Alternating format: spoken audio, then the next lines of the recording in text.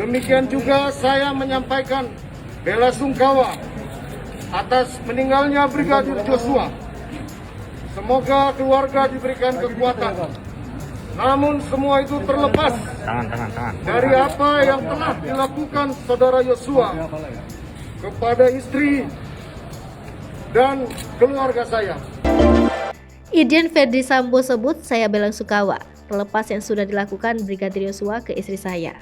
Irjen Ferdi Sambo memenuhi panggilan penyidik Bareskrim Polri Kamis 4 Agustus 2022 untuk diperiksa terkait meninggalnya Brigadir Nofriansyah Yosua Huta Barat atau Brigadir J di rumah dinasnya di Duren 3. Ferdi Sambo datang ke Mabes Polri sekira pukul 10 dan memberikan pernyataan ke wartawan yang sudah menunggunya.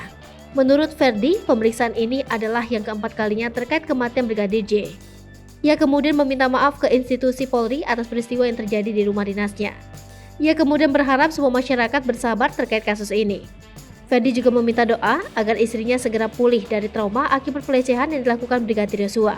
Sebelumnya, Barada Richard Eliezer atau Baradae resmi ditetapkan sebagai tersangka oleh Bareskrim Polri dalam kasus dugaan pembunuhan Brigadir J atau Yosua yang terjadi di rumah dinas Irjen Ferdi Sambo pada 8 Juli 2022 lalu.